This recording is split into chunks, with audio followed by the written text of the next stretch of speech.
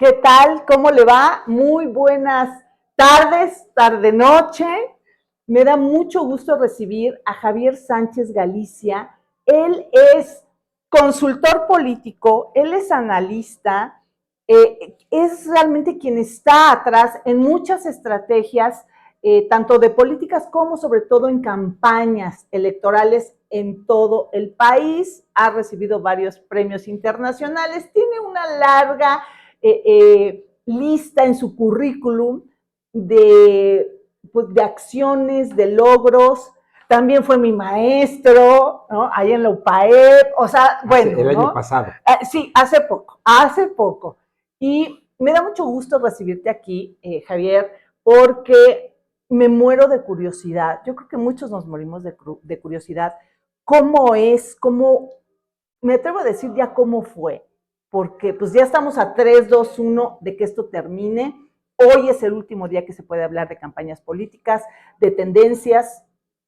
¿Cómo fue estar atrás, en medio, adelante de esta campaña en Puebla, que se antoja difícil, se antojó complicada por los tiempos políticos nacionales, por esta polarización? ¿Cómo fue llevar toda una campaña, pero desde el inicio, desde la precampaña, ¿no? Actualmente, bueno, él es el encargado de las estrategias de comunicación y política en el equipo de Alejandro Armenta, ya conocemos, del lado de Morena y toda la alianza de la 4T.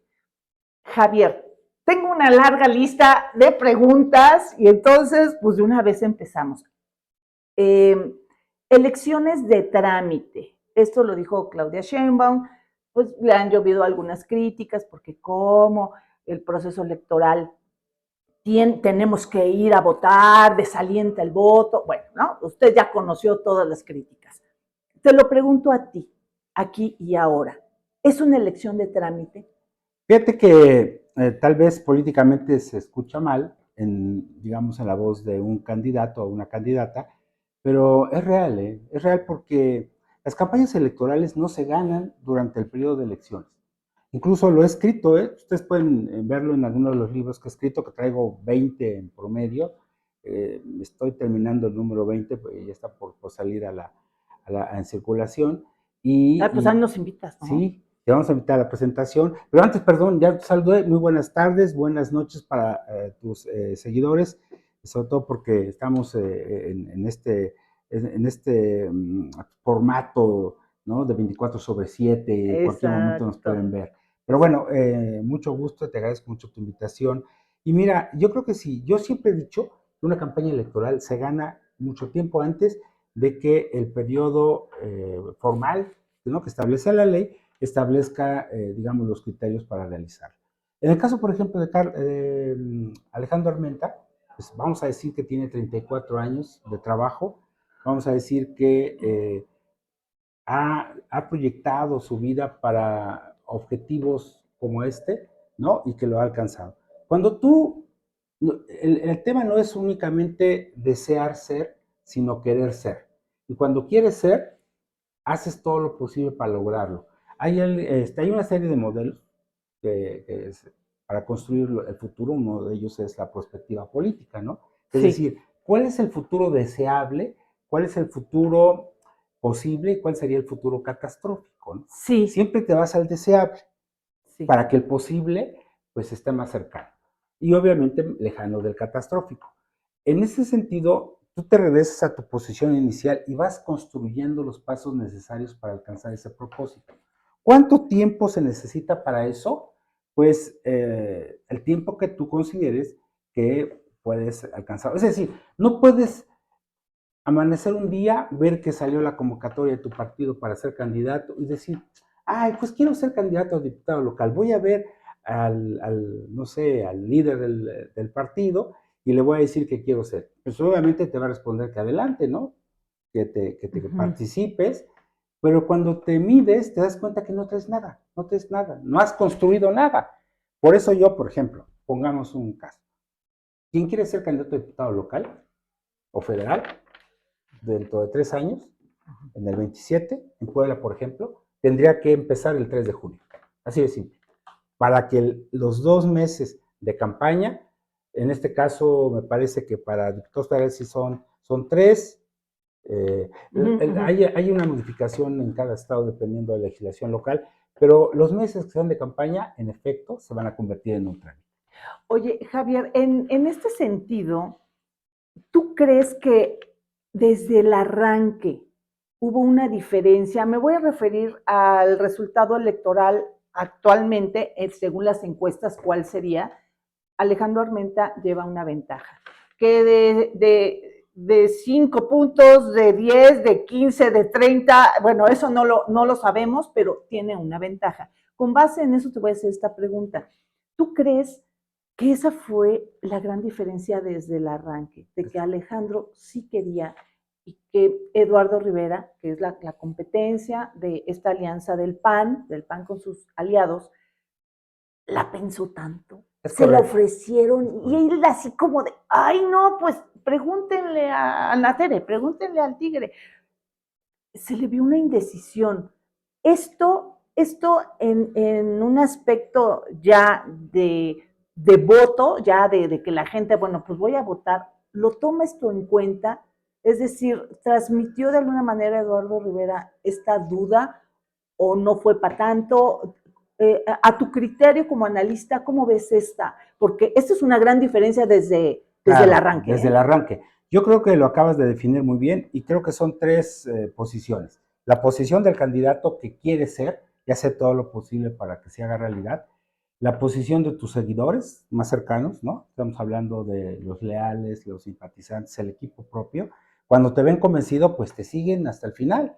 Pero si te ven dudando, dicen, pues quiere, pero no quiere, pues, no, pues ellos tampoco les invade ese sentimiento de cohesión, ¿no?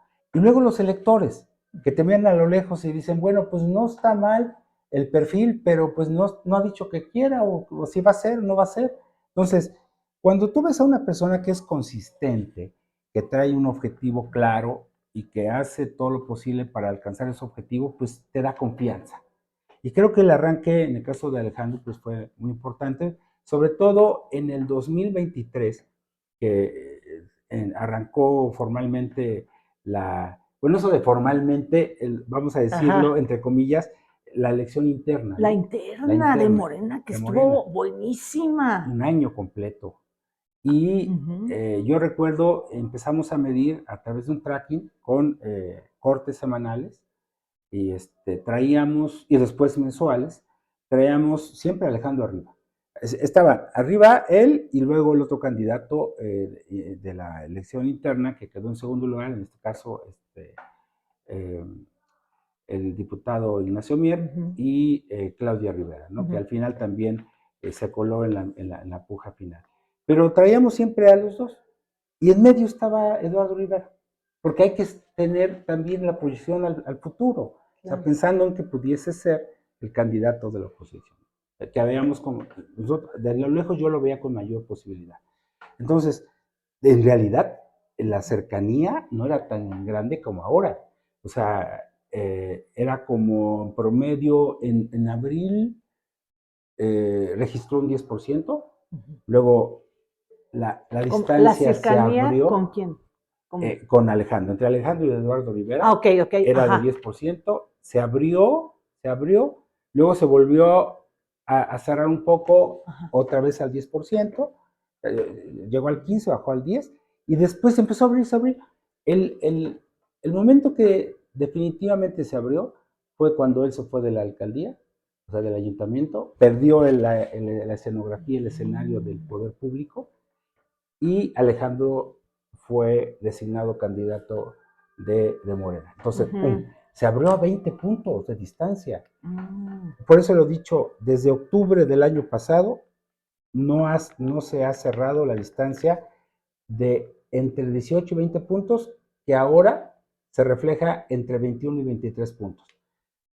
Cuando digo 21 y 23 puntos me refiero a investigaciones que te dan una votación con una distancia de 21% en lo que le llaman preferencia bruta, que tú consideras los que no saben o no contestaron, y preferencia efectiva. Cuando quitas estos y los redistribuyes en los porcentajes, pues ya hay un crecimiento, ¿no?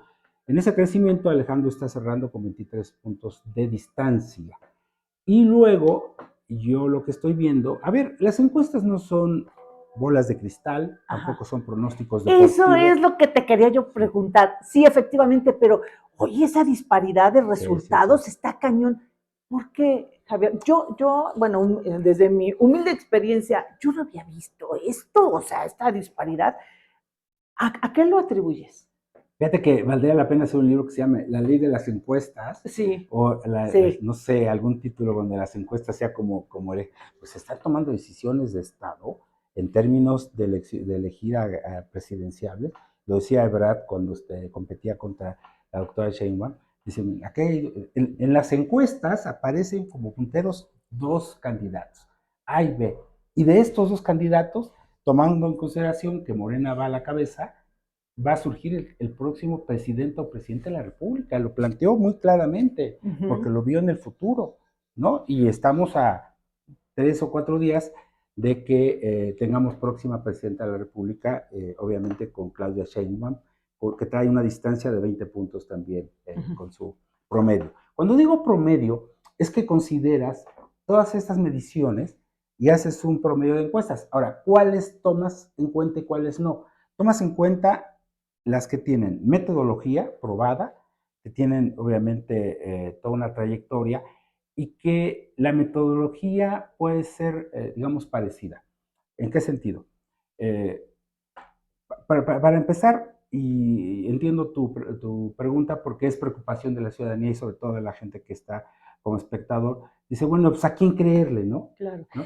Pero, y no nada más hay ese problema, también nos estamos enfrentando a, a, un, a un problema de un futuro inmediato en cuanto a esta presunción de la judicialización Okay. posible de una elección, porque, oye, o sea, no gané, pero mis encuestas dicen que sí, entonces... No, pero ya la encuesta no funciona. No, ya lo sé, pero en la percepción van a armar relajo, Claro, ¿no? es una Nos van a percepción. robar la elección y todo. O sea, se ha dado un discurso, esto ha dado pie a un discurso en donde yo valido que voy arriba a partir de las encuestas que yo pago. Entonces, o sea, ¿no? Claro, claro. Entonces ya estoy poniendo, ¿no? Estoy anteponiendo un escenario posible de injusticia, de robo, etcétera. ¿Basado en qué? En mis encuestas. Es correcto. Fíjate, la elección interna, obviamente el objetivo sí era quién tenía una mayor aceptación y la encuesta era el método de elección, ¿no? Entonces, era una campaña para ganar la percepción.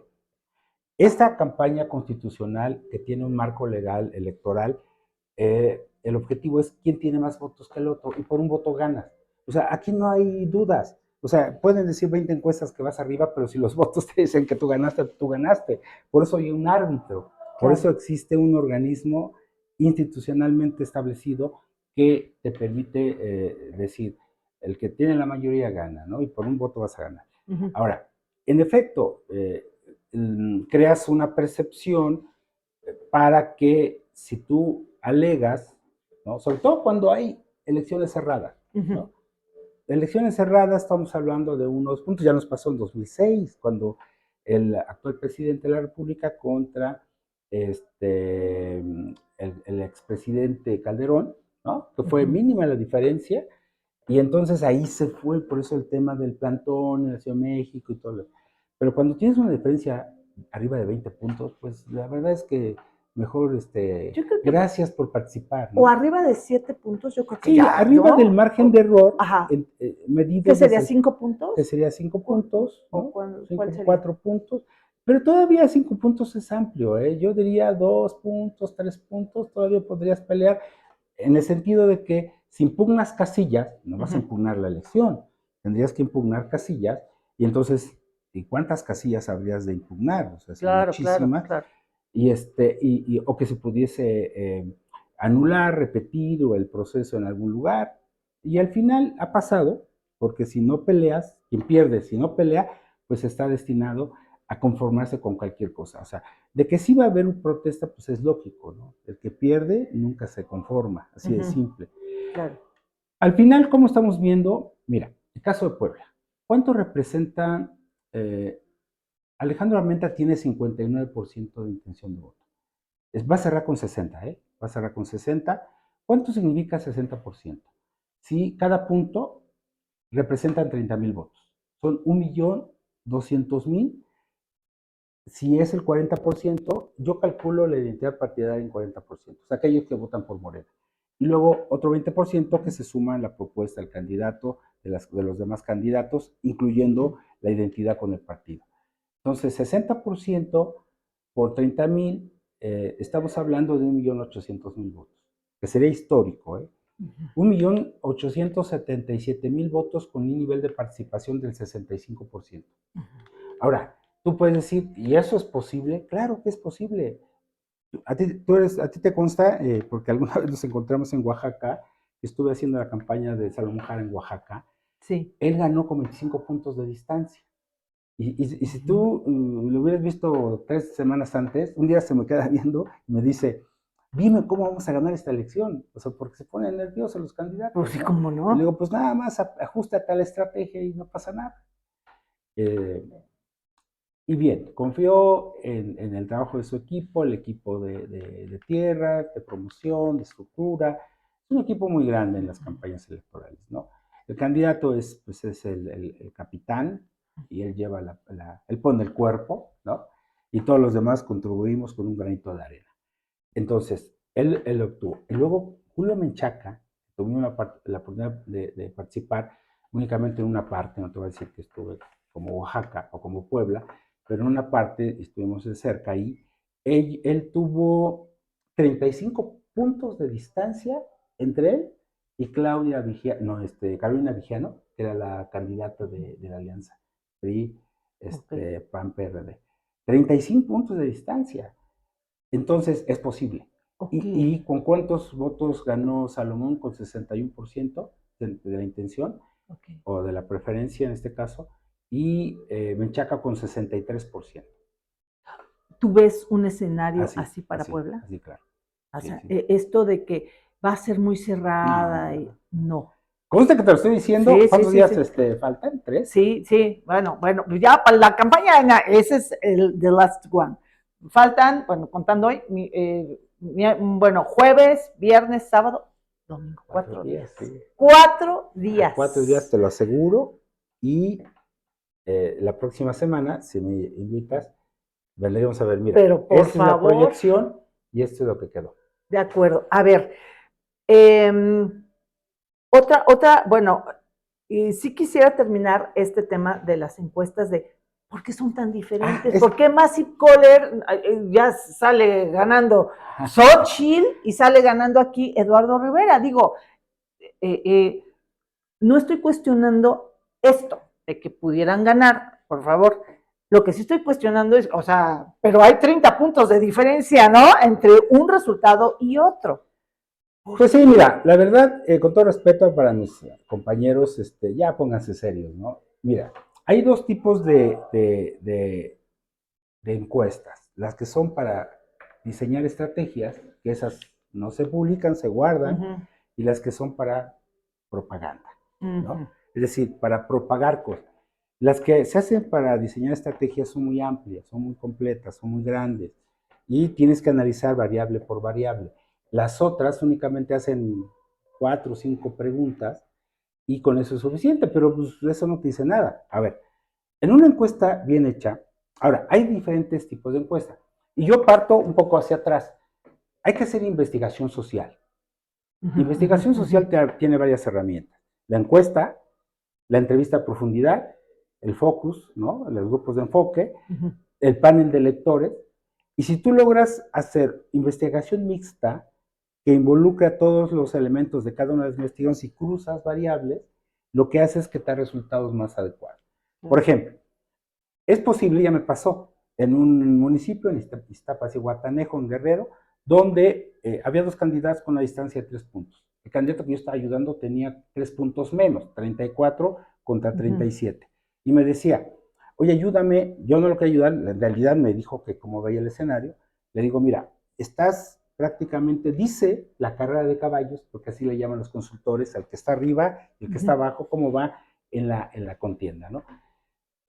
Dice que estás con empate técnico, porque tienes 3 puntos de distancia, pero en realidad ya crucé otras variables y vas a perder por 10 puntos. Me dijo, no, eso no es cierto, ¿cómo es? Fíjate. Y eso es lo que nosotros vemos, la punta del iceberg, y no vemos todo lo que está abajo. Claro. Y entonces dices, ¿y qué hicimos?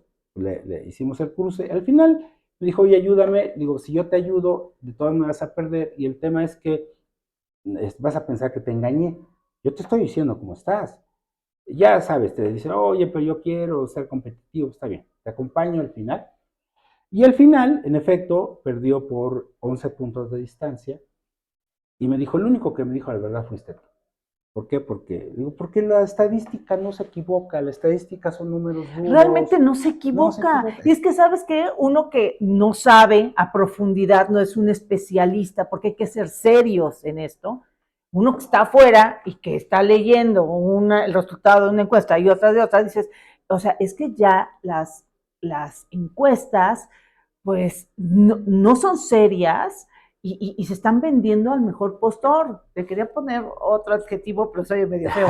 Pero está muy feo esto. Entonces, a ver, entonces la metodología sí funciona. Es correcto. Ahora, te voy a explicar cómo, cuando tú ves todas las encuestas, yo he visto resultados, aquí hay algo interesante. Yo he visto resultados de 95 encuestas de 26 empresas. En ninguna gana Eduardo Rivera, ¿eh? En todas gana Armenta. Ok. ¿Sí? La única que gana Rivera es en la de Masi Kohler, ¿no? Bueno, entonces, ¿cómo hacen unas y otras? Una encuesta, una investigación social, lo que hace el entrevistador es que le pregunta a la persona lo que quiere saber. Ese es el objetivo. Yo tengo un objetivo de investigación, yo quiero saber esto y hago una pregunta. Pero si el entrevistador no me responde lo que yo quiero saber, no lo que yo quiero que diga, sino lo que yo quiero saber, claro. El objetivo de investigación, tengo otras preguntas de control. Y los encuestadores que están capacitados van y te dice ahí la indicación en rojito, te dice, si te contesta tal cosa o así, vete a la pregunta 25, a la 4, a la 6, así. Y entonces tienes pregunta de control que cuando haces el análisis, vas cruzando y vas encontrando respuestas a las preguntas. Okay. Ese es un tipo de encuesta, entrevista cara a cara en vivienda, ¿no? Para eso seleccionas una muestra representativa por etapas que le llaman polietápica, por conglomerados, por grupos, ¿no? Ok. Lo que tiene que ser es siempre aleatoria y sobre todo representativa para que haya la oportunidad de que alguien entrevisten, para que sea representativa del universo. ¿Sí?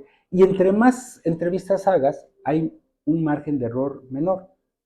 Con un margen de error de 3%, pues ya es más confiable. Que podrían ser, ¿cuántas entrevistas? En el caso de Puebla, 1,200, 1,500, ¿no? Pueden hacer 3,000 entrevistas y el margen de error se reduce a 1%. Ahora, hay otras encuestas que se hacen telefónicas, pero ¿cuál es la ventaja? La ventaja que son más frecuentes porque son menos caras y la otra es que puedes entrevistar humano con humano. O sea, un humano entrevista a un humano. Sí. Pero las entrevistas robotizadas o las encuestas robotizadas, como la que hace Masi Kohler, es un robot le pregunta a una persona. Entonces, si no te contesta lo que tú quieres saber, pues ¿cómo cruzas con las preguntas de control? Claro. ¿Sí? Luego, entonces, y le preguntas 5 cosas. Si tú tienes curiosidad, te metes ahorita ahí a cualquiera de las encuestas que han publicado en la metodología, siempre hay que ver la metodología, dice, ahora sí que la letra chiquita, dice, tasa de rechazo, 95% de tasa de rechazo. Lo dicen, ellos lo publican, ¿eh? Quiere decir que con el 5% están calculando, ¿no? Okay. La verdad están engañando a medio mundo, pues está bien, digo, ojalá y no me demanden por lo que estoy diciendo, pero... Oye, en esta expertise que tienes, que, o sea, ves la punta del iceberg y ves toda la masa debajo de la punta del iceberg, que eso es lo valioso. ¿cuál es la punta del iceberg de esta elección, ¿no? La que estamos viendo, pero cuál es abajo la masa, eso que te hace a ti con esta seguridad de decir, no, pues es que Alejandro Armenta sí tiene esta ventaja, Eduardo Rivera no la tiene, por esto y esto, porque esto es la ventaja la tenemos por esto y la desventaja del otro lado fue por esto y entonces llegó a esta conclusión. A ver, explícanos todo eso, por favor. A ver, en la era de la hiperpersonalización de la política, donde el eje es la persona, gobernantes, candidatos, líderes políticos, tenemos un buen candidato. La verdad, ahí, ahora sí que caímos en blandito con un candidato, vamos a decir, un candidato de lujo, que además es disciplinado y entiende de esto, entiende el método. Te platico una anécdota que me pasó con él hace muchos años. En la elección de Obama, entonces nos invitaron como observadores electorales para ir a los recintos de votación. Entonces me siento en el camión, llego y me siento, yo iba solo, me siento junto a la ventana y de repente alguien llega y se sienta junto a mí y me dice, líder, ¿cómo estás? Era Alejandro Armenta. Él también había sido invitado a ser observador electoral. Y ahí nos pusimos a platicar y todo el tema, ¿no? Es una persona que le sabe. Y tanto sabe que es muy humilde y sencillo para aceptar orientaciones. Eso es padrísimo, ¿eh? Yo siempre he dicho que el candidato más cómodo es aquel que tiene mucho conocimiento y ya ha tenido experiencia. Los nuevos, hijo, qué difícil son, ¿eh? La verdad, yo con gente nueva y sobre todo a nivel de los primeros que empiezan a participar, me cuesta mucho trabajo, yo mejor le doy la vuelta, ¿no? Tenemos un buen candidato. Otra anécdota, en una ocasión desayunamos con los funcionarios de Vidanta, los empresarios, uno de los directivos de Vidanta, que es un grupo importante de hoteles a nivel mundial, y, y el director de marketing se queda conmigo atrás caminando y me dice, oye, tienes un superproducto. O sea, en términos de marketing. Claro, claro, O sea, sí. Y más entre ustedes, ¿no? Sí, porque están nosotros, entre profesionales y tienen un lenguaje. Lo vio, escuchó y dijo, tienes un productazo. O sea, entonces es fácil, es fácil. La verdad es fácil porque tienes un productazo. O sea, él es la campaña, a empezar. Segundo, un equipo organizado, que cree en el proyecto. Tú lo dijiste al principio. Si ves dudas, pues no le entras y dices, pues sí, pues no, quién sabe qué cree. Pese a todo, ¿eh? Y acuérdate que el año pasado hubo una campaña ahí donde la percepción pareciera que decía, sobre todo en el círculo rojo, que Alejandro no sería el candidato, ¿no? Es cierto, ¿eh? Alta, sí, 90% sí. Incluso de los líderes de opinión cierto. De la empresa, ¿cómo dicen? De la opinión publicada. Sí, cierto. Pensaban que no iba a ser el candidato. Entonces, el grupo, el equipo que ha seguido a Alejandro hace muchos años, ha sido muy consistente y sólido. Creo que eso es importantísimo. Y con mucha experiencia, ¿no? 3, trae tema de campaña. ¿Y cuál es el tema de Alejandro? Él está planteando básicamente una razón de voto. Una razón de voto sustentada en quién te da y quién te quita. ¿Sí? O sea, quién te ha beneficiado con los programas sociales, hay que decirlo, y quién está en riesgo de que los pierdas si llega al gobierno. Entonces, por ejemplo, una familia de nivel bajo, sobre todo, 60% de la población, el abuelo tiene una pensión, una ayuda, la madre soltera, el joven que tiene una beca, alguien tiene un beneficio, ¿sí? Y en este momento los ciudadanos van a salir a votar para defender lo que es suyo. Del otro lado, ¿cuál es el tema? No hay tema, el tema del miedo. Y lo platicábamos hace rato. Ya lo usaron en el 2018, ¿no? Lo usaron en el 2006, ¿no? Un peligro para México, bla, bla, bla, que si Venezuela iba a llegar, si iban a quitar la empresa privada, los mitos geniales, ¿no? Y luego, el 2018, lo mismo. No sé si te acuerdas, había un spot de televisión donde salía una señora y decía a su esposo, oye viejo, tengo miedo, ¿no? Porque si llega Morena al poder y el rollo, pues se van a acabar las libertades, ¿no? Y no funcionó. Decía Spinoza, este filósofo, que la esperanza alienta el miedo. No, perdón, el miedo alienta la esperanza. O sea, ¿cuál es el antídoto contra el miedo? La esperanza. El 18, Morena fue el partido de la esperanza. ¿Cuál es el antídoto en este caso? Yo voy a decirlo, el pragmatismo. El ciudadano va en la íntima intimidad de la urna, cuando está ahí, él va a pensar, ¿quién me conviene que gane? ¿Ok? Y le conviene que gane Morena. ¿Por qué? Porque tiene un beneficio concreto y con el otro lo podría perder. Es así de simple. Hay teorías sobre eso, ¿eh? Hay una teoría que se llama la teoría de la elección racional, que es la base, es el costo-beneficio. No es únicamente el compromiso cívico, sino también es, no solo me va a ir mejor, me va a ir bien, o por lo menos voy a conservar lo que ya logré. Claro. Ese es el tema.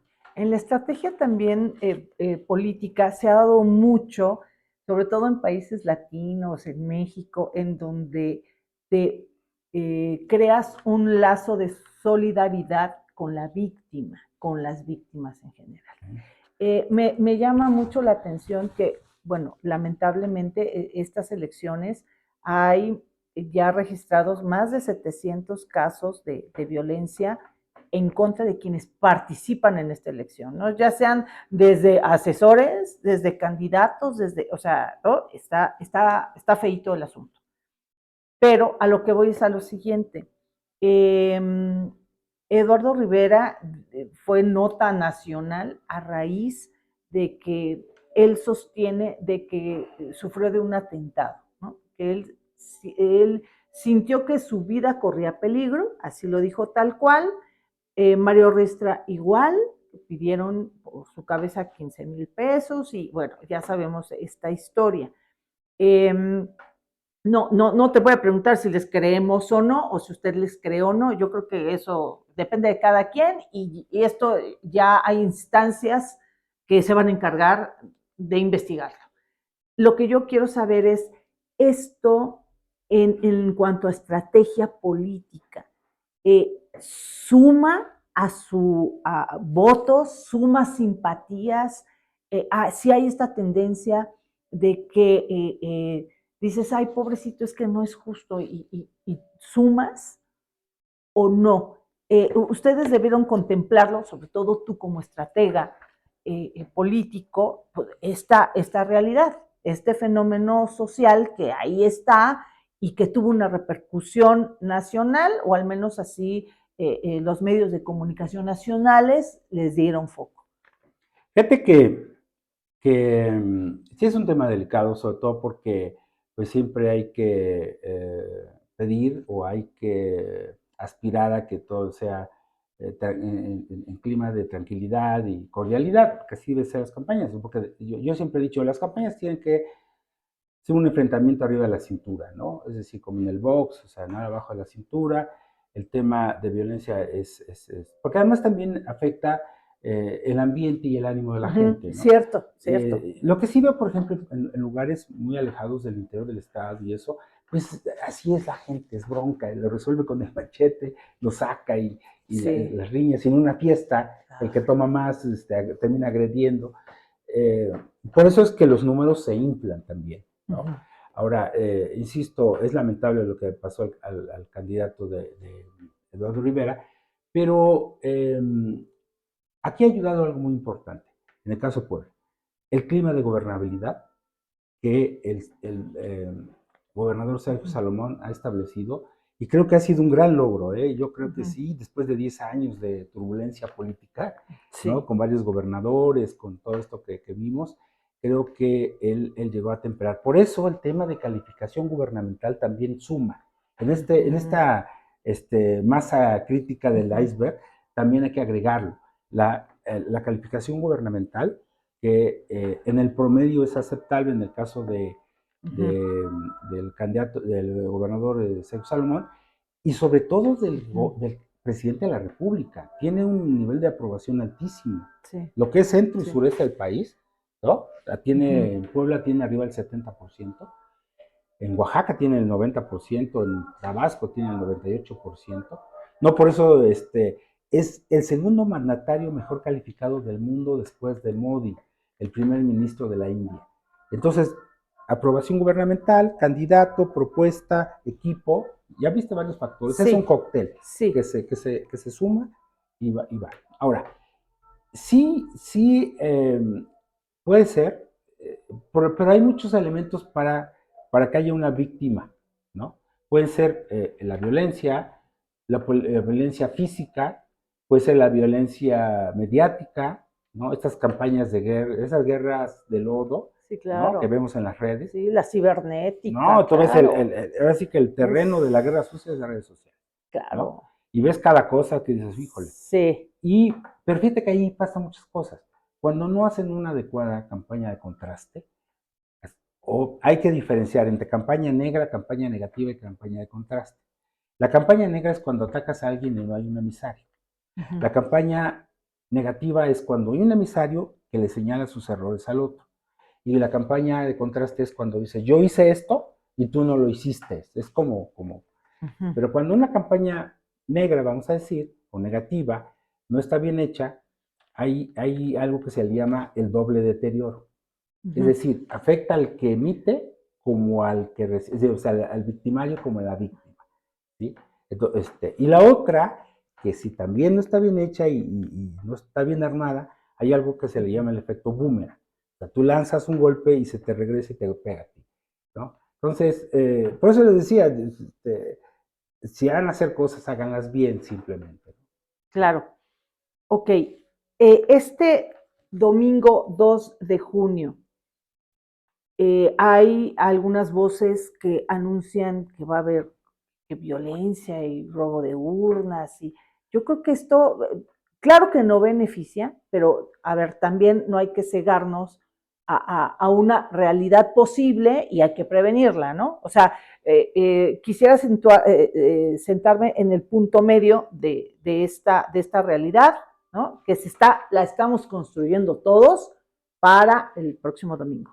Pero tú como estratega, ¿cómo tú ves este escenario, hablando precisamente de la violencia? A ver, yo no la veo, la verdad, y lo que he medido, la gente no lo percibe al grado. Mira, acabo de ver una investigación, la más grande que he visto, te voy a decir una cosa, en muchos años, en Puebla, que tiene una base de entrevistas en vivienda con urna simulada, amplia, que tiene más de 10,000 entrevistas como base. O sea, para mí es la más certera. Tiene 7% .7 de margen de error, Uy, lo que casi nada. indica, dicho de otro modo, Es, 99.3 de certeza. Y sí. en esa investigación, muy amplia, casi un libro, tiene que el 70.3% de los poblanos van a ir a votar. Ellos dicen que van a ir a votar. Ujú. Eso indica que el clima social es favorable para que haya una opinión en el sentido que van a votar.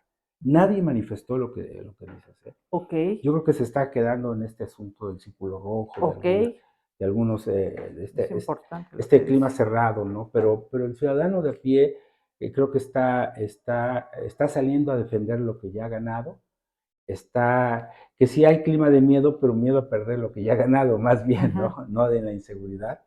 Y va a haber una participación alta. Por eso creo que la participación va a estar del 65%. Por lo Muy menos es alta. altísima, altísima. Para alcanzar 2 millones sí tendría que haber una participación del 70%.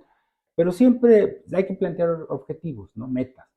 O sea, si se logran 1.800.000, estamos hablando de. Ujú. Para empezar, te digo que en este instante los indicadores marcan carro completo en federales, ¿eh? En federales. Carro completo. Ok, O sea, como dirían, la ola guinda. ok. La ola guinda va a cubrir Puebla, Ajá. estatal, incluso municipal, capital. Fíjate, ¿qué pasa en las capitales? Ujú. Las capitales son muy volátiles en cuanto a la percepción y la opinión. Regresando al caso de Oaxaca, me pasaba con Salón, me decía, ¿te acuerdas que la zona central la conoce como Valles, ¿no? Que es la capital y otros municipios, como acá la zona Ujú. metropolitana. Y de repente en una semana salía arriba, y luego salía abajo, y luego arriba y abajo, y entonces se esperaba el candidato. Le decía, ¿qué está pasando? Le digo, porque el ciudadano pues está más informado, está más en contacto con lo que está pasando.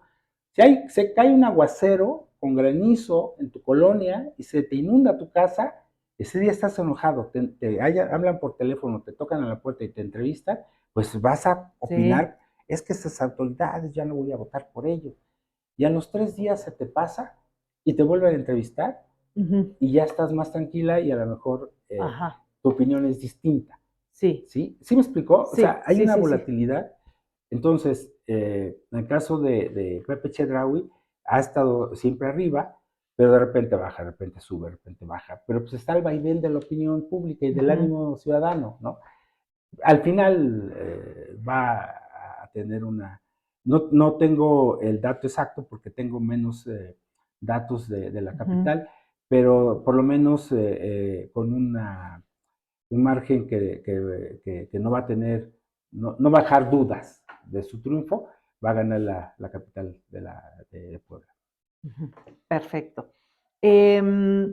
Ahora, en caso de que ganara Alejandro Armenta, también se ha comentado de que Puebla, aunque ha bajado el nivel de polarización gracias a un buen desempeño de gobernanza, según las calificaciones, en este caso, bueno, de Sergio Salomón,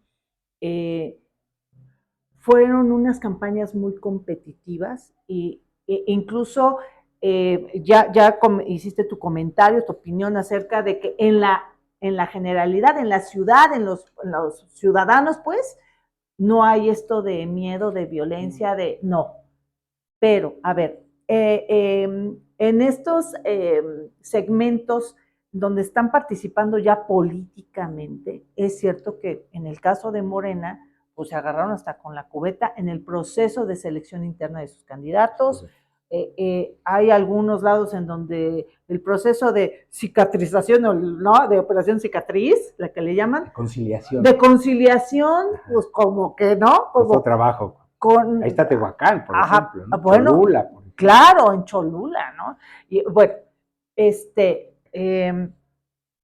¿cómo tú ves esto? Porque, repito, en caso de que ganara Alejandro Armenta, va a recibir una Puebla como polarizada, no polarizada,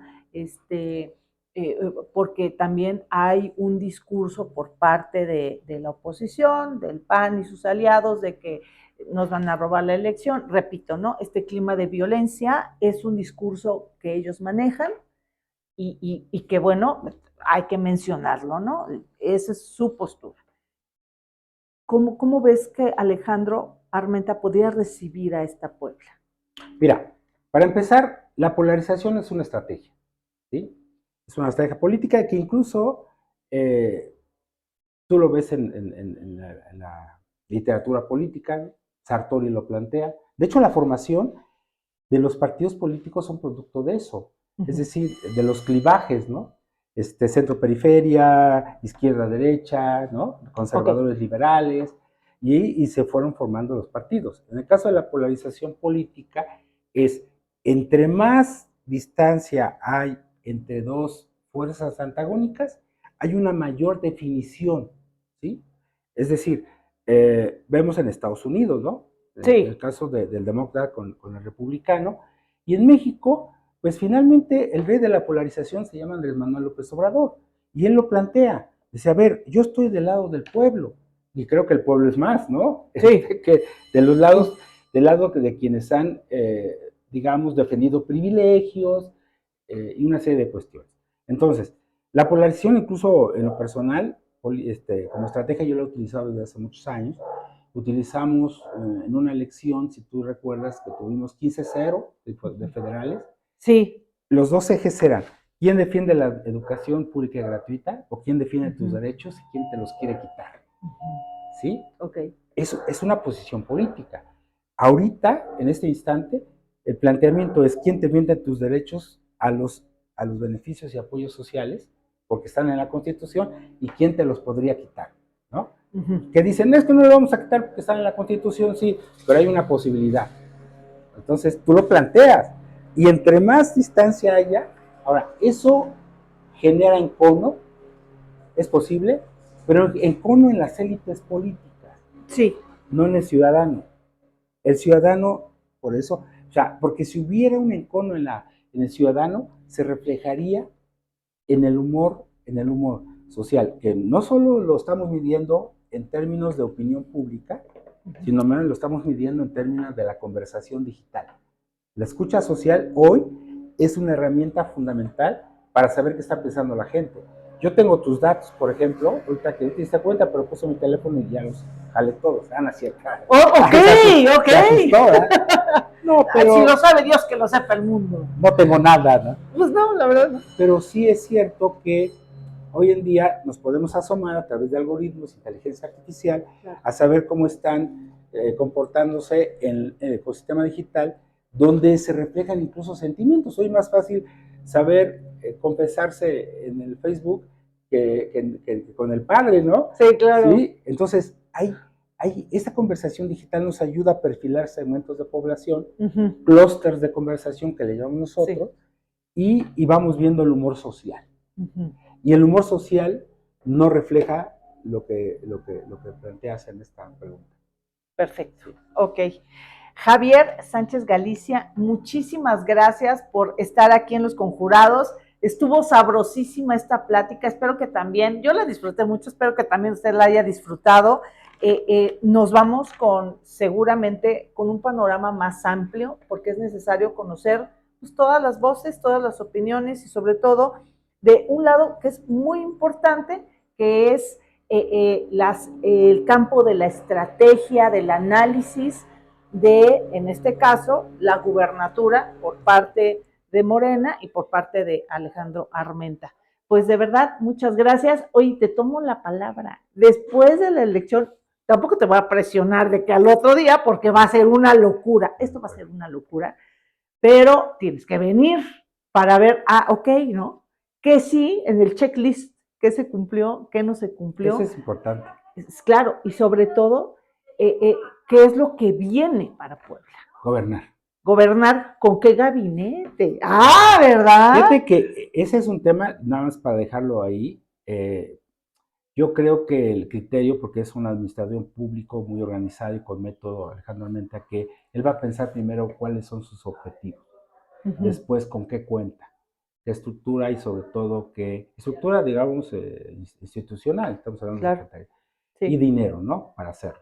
Federal, inversión, estatal. Y en último lugar, ¿quién va a ser al frente? Porque lo importante no son los cargos, lo importante son los propósitos, los objetivos, los proyectos que él quiere para Puebla y para que haya una trascendencia de su proyecto de Estado en el ámbito no solo nacional, sino internacional. Yo creo que por ahí ya la ruta, además los dejo ahí como... Ándale, así como, ¿sabes qué? Como en las temporadas de Netflix, así como que, ¿no? Y te pasan un corto así próxima, de, ajá, ¿no? En la próxima temporada, ¿no? Así, hablaremos de... Ándale, así nos dejaste. De verdad, muchísimas gracias. Y pues seguramente vamos a seguir platicando. Con mucho gusto, Erika. De acuerdo. Muchas gracias por su compañía. Si te gustó esta entrevista, pues ya sabes lo que tienes que hacer. Dale like. Llegues también, no importa. Y compartir. Te los van a dar, Javier, pues te los van a dar. ¿Quiénes somos moneditas de oro? Claro, hasta nadie. Nos levantamos al castigo. Eso es todo.